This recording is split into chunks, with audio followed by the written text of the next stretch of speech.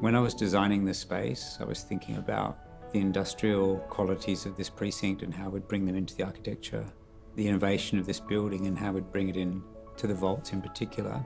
But I was also thinking about how light would come into the space and then be bounced around it.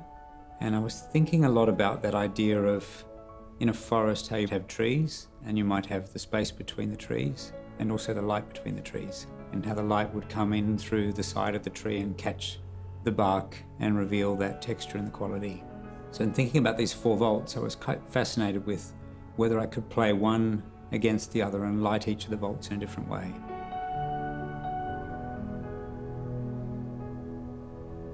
I'm William Smart, the founder of Smart Design Studio, and today we're here at our personal home, which is the caretaker's residence above our studio down below.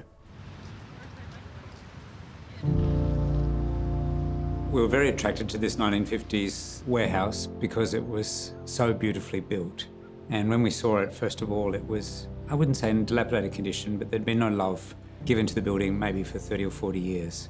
So it was greasy, it was oily, it was dirty, but it was a working factory.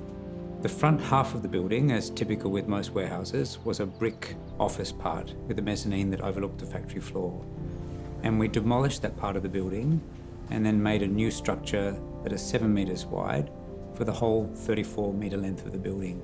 And that new structure housed our reception and bathrooms, some meeting rooms and a boardroom, and then also this residence above.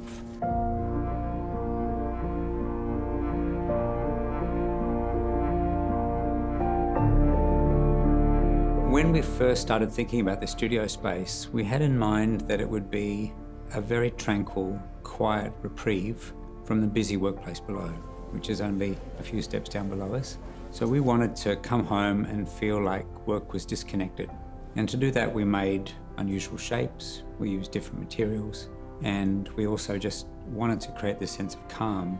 But we recognized that there were beautiful vignettes of trees, of sky, of distant horizon and distant buildings that could be achieved if you just planned how those openings were to be positioned in the space.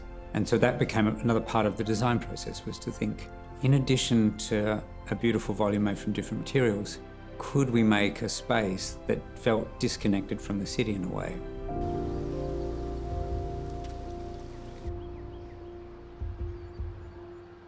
If we were to walk through the floor plan starting from the entrance, you'd arrive in a circular space at the bottom of a spiral stair, and that's the entry foyer.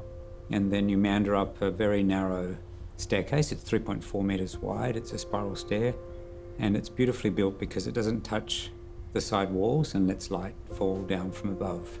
In that space, the bricks are curved, and they wrap the space beautifully and they run across the ceiling. And then you arrive at what could be an entrance foyer, but could also be a study space. It's a bit of a merge through there into one of the 4 vaults.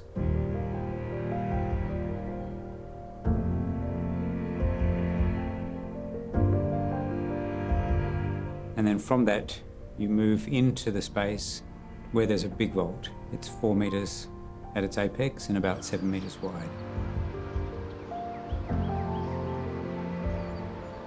There are no doors in the apartment, so everything flows from one sleeping area to another, and from one living area through to a dressing area, and then another place that could be called an ensuite, and a sleeping area again. So it flows through seamlessly. In the main space, we have kitchen, dining and living, and the kitchen's located under one of the vaults. It doesn't have any tall cupboards, so the fridges are low. All of the joinery in that space is low. And then that leads you into the dressing space, which blurs through to the bedroom area. And throughout the building, it's peppered with artworks that we've collected over the years and have come to love, and they've been integrated into the design. So it's not a decorated space at the end of doing all the design and construction work. It's more of an area where we've designed it purposely to have these key pieces of art that we love.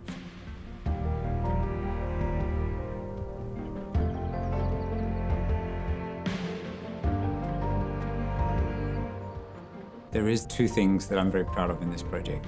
The first one is taking a little idea and making it happen, and then getting to the end and thinking that was good and it was worth it.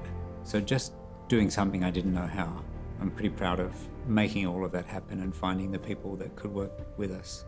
The other thing I'm very proud of with the project is just this thing I realised on the way is that if you engage with people in the right way, you could elevate them to do their best work. Probably the best example of that here would be the bricks and the bricklaying in the space. We brought the bricklayers to the table right at the design stage and said, this is what we have imagined, this is what we'd like to achieve. We don't know how to do this, but perhaps you could show us how. And then we worked together collaboratively from the drawing board to the prototyping to the final execution. And the work that we did was very little, actually. We just had to guide that process and allow people to do their best work. But they completely engaged with the project and did something that went way over and above what we had ever hoped for.